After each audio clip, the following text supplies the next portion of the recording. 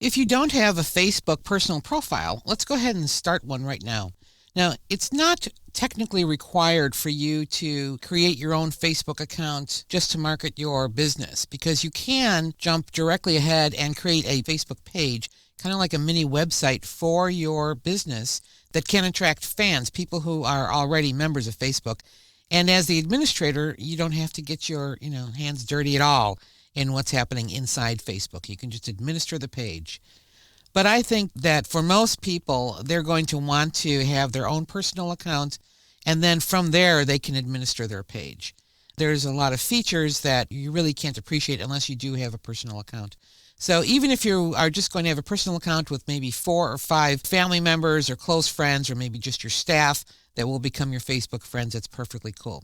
If you already have a Facebook personal profile, then you can skip this video and probably the next one on Facebook Basics, but you might want to watch the rest of them in this chapter where I talk about using friends lists and setting up privacy settings, because that will be important when you have a mix of business and personal friends in your Facebook profile. All right, so the number one rule about Facebook profiles is that they have to be for a person, and each person can only have one Facebook profile. You can't create one for business and one for personal. All you need to join, it's free, is an email address, because they are going to ask you to confirm this. So enter your first name and last name, and it is part of their terms of service, which we'll be talking about in detail later, that it has to be your actual first name and last name. It can't be anything made up, and you can't change this later, so it's kind of difficult. So make sure and get it right the first time.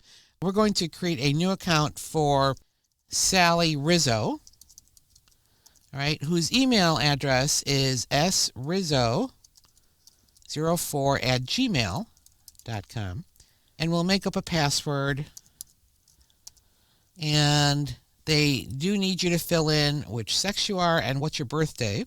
They want to make sure that you're over 13 for some things and over 21 for other things. So I'll just say it's January 1st, and we'll make sure that we're old enough for everything. And then I'll say sign up. To make sure that it's not one of these horrible automated spam machines that are trying to create new accounts, it's asking you to fill out the CAPTCHA, which we'll do. Oh, this one is a bad one. Capital E. Okay. And then he's. You can always try different words or have it say the 2 words that you're supposed to type. And then sign up. All right, and now we go through a very brief little wizard kind of thing where it helps you find some friends and fill out some basic information about yourself. It wants to know that maybe you already have a bunch of friends on Facebook. We're not that concerned at this point with, gathering together your own social network, all right? We just want to set up an account. So I'm just going to go ahead and skip this step. You can always come back here and do a find friends. There's other ways to go back here and search your email address book for matching friends and so on. So I'm going to skip this step and then fill out the profile. We're going to skip that as well. We'll just continue. And then it says set profile picture. We're going to skip that too. We're going to come back and do all these separately. And then it says welcome to Facebook, Sally. Now, the account is not yet confirmed. They're going to email me to confirm that I'm a real human being, and then I'll be able to actually do a bunch of stuff. Now, let's quit out of here, and I'm going to log back in as Ann Smith, who is the owner of Bliss Number 5. So I'm going to click log out, and it's remembering Ann Smith and my password. And we'll just click log in. All right, so Ann Smith is a new Facebook member who has just a few friends and hardly anything filled out in her profile. So let's jump to profile, and that is under info. If you are following along and you have set up an account for yourself, I got here by clicking my name in the bar at the top and then clicking the info tab. So you can see that just a few bits of data were created when Ann set up the account. So let's go ahead and finish filling this in. Now you can always click the edit information and then it opens up. I don't think that any of this information is really necessary for your business account. If you're going to be using it for personal social interaction too, you might want to fill in some of this information. But I'll just go ahead and say that my hometown is in Chicago. And it knows Chicago. There it is. And I'm going to save changes. And then it jumps to personal information. So remember that you have business associates, colleagues, perhaps customers that might become your friends, and they too will be able to look at some of this information. You can filter who can see a lot of this information to a certain extent via friends lists and privacy settings, but in general, you probably don't want to put down anything too personal or embarrassing here, since you are going to be promoting your business on Facebook as well. So we're going to just cancel out of that one, and we'll go down to contact information.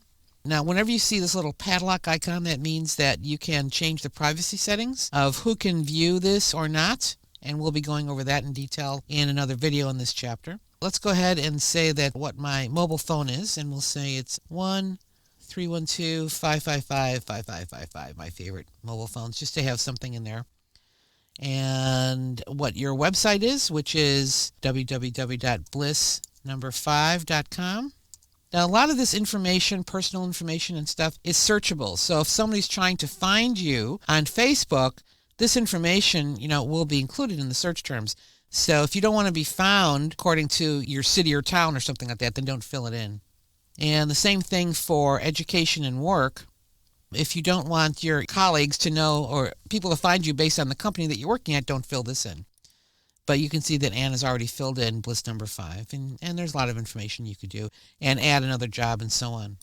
So the information here in your profile is basically for people to find you and also for people to learn more about you. Now that we've filled in what we wanted to in our info, let's upload a picture, because this is kind of embarrassing. And why is it a man by default?